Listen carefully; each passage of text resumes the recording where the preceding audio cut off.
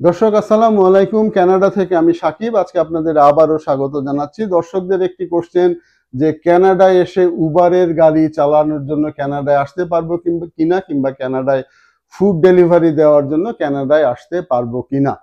এটা হচ্ছে কোশ্চেন এবং এই ধরনের চাকরি কানাডাতে আছে কিনা। হ্যাঁ, এই ধরনের চাকরি অবশ্যই কানাডাতে আছে। কানাডায় এই চাকরিগুলি করা যায়, কিন্তু কানাডার মধ্যে থেকে যারা আছেন শুধুমাত্র তারা করতে পারবে। পৃথিবীর অন্য কোনো দেশ থেকে এই ধরনের চাকরির অফার নিয়ে কানাডাতে আসা কোনোদিনই সম্ভব না। যারা আপনাদের বুঝায় সেটা ভুল বুঝায়।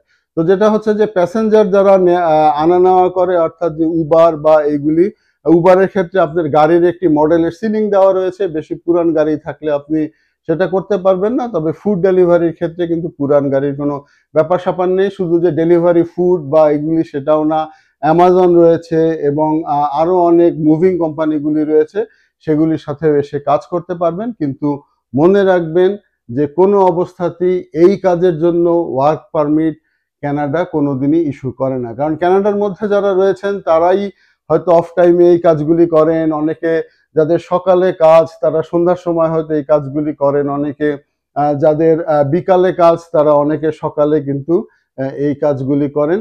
তাই কোনো প্রতারণায় ফাঁদে পা দিবেন না। উবার বা এই ধরনের কাজ কানাডাতে আছে, কিন্তু কানাডার বাইরে থেকে এই কাজের অফার নিয়ে কখনোই কানাডাতে আসতে পারবেন না। আর একটি গাড়ির দাম যদি বলেন যে মোটামুটি রিকন্ডিশন গাড়ি ৫-৫.৫ হাজার ডলারে পাওয়া যায়, সেগুলো দিয়ে আপনি হয়তো উবারের প্যাসেঞ্জারের যে ডিউটি সেটা করতে পারবেন না।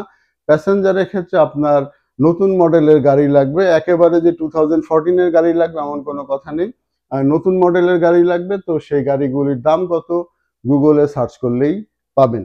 এতক্ষণ সঙ্গে থাকার জন্য ধন্যবাদ। আসসালামু আলাইকুম।